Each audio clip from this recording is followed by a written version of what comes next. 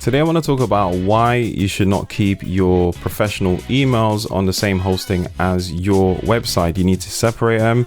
I know it's very tempting because we might see lots of offers out there that says that you can get website hosting along with emails for one price. Now, obviously you don't want to spend extra money on your emails, but you should not do that. I don't recommend it at all. I'm going to give you a few reasons here as to why it's not a good idea and hopefully make your life a lot easier. Hey, it's Marlon here from MarlonMcPherson.com, and I do content like this to help you build and grow your online business around your knowledge and expertise. If this sounds like you're in the right place, so stick around. My content should be of some help to you, hopefully. Now, as I said, I'm going to give you a few reasons as to why you should keep your emails, as in your @domain name emails, separate from your website hosting.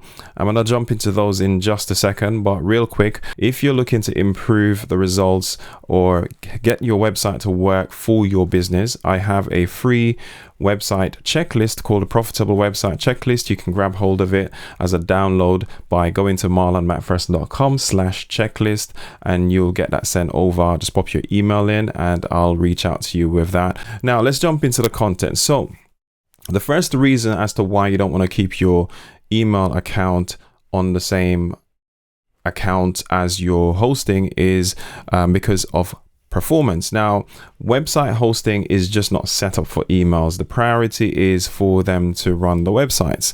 And as a result, you're not going to get the same performance out of website hosting for emails. On top of that, the server is normally shared with hundreds of other people potentially who are also going to be sending out emails. And unfortunately, they're not necessarily going to be sending out reputable emails. They might be sending out a lot of spam, which can then negatively affect the deliverability of that email server, coupled with the fact that because it's not a dedicated email service, the recipient's email accounts will actually not necessarily recognize them as one of the more popular sending services, and therefore less likely to let through those emails into the inbox. And that's not something that you want to happen. You want your emails to get through to the inbox, and you're less likely to have that happen when you're on a website hosting who's offering free email accounts.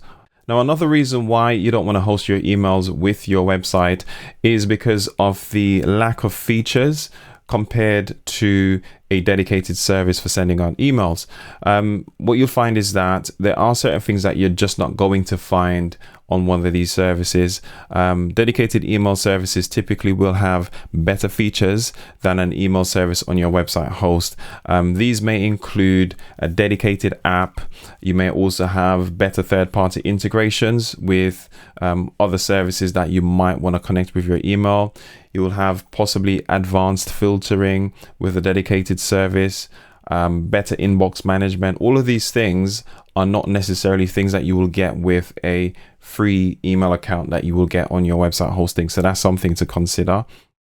And the third reason why you don't want to host your emails on your website host is because you want peace of mind and convenience. One of the biggest issues with tying your emails with your website host is that it's a single point of failure. That means if your website host goes down, your emails also go down.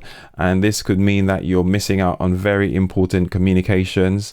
And that's something that you don't want to have happen, because this could mean the difference between you doing more business with your clients or customers and actually losing out on a deal. So you want to make sure you have that reliability. And unfortunately, if a website host goes down, that server goes down, it's not just the website, it's going to be your emails as well if it's tied to it. Not to mention, in future, you may want to change your website host for whatever reason. It could be that you've found a better deal, or you might want to go with another service provider who has some different features that you might find more useful. Whatever the reason is, it could be a cost one. You might want to change hosts, and changing hosts is fine. But the thing is, you will have to set up your email on that new service or on another service anyway, and you most likely will be starting from scratch, because it's not really very simple or straightforward to just import or transfer all those old emails over to a new service. Sometimes it's even impossible. So more than likely you're going to start from scratch and just set everything up again. And that could cost you a lot of time, energy, and money as well, in lost opportunities. So yes, because you'll have some downtime, and you don't want to again have downtime when it comes to your emails. That's a critical part to any online business in terms of the communications. Now, there are lots of email providers to choose from out there, and the decision is going to be ultimately down to you and what your needs are in terms of your business and how you run it, and what what email accounts you need. So you need to look at things like the number of mailboxes that you'll get for the service or with the service. You want to look at the storage. If you're going to send a lot of emails and have a lot of attachments and things like that, the more storage you have, the better. And you want to look at the third-party integrations as well. So if you're going to be looking to use your emails with automation services and stuff like that, you want to make sure you're on a service provider that allows for integrations to happen, just as an example, and so on. So hopefully that has been helpful to you. Go ahead and reach out if you've got any questions, and hopefully I'll see you in my next piece of content. Speak to you soon.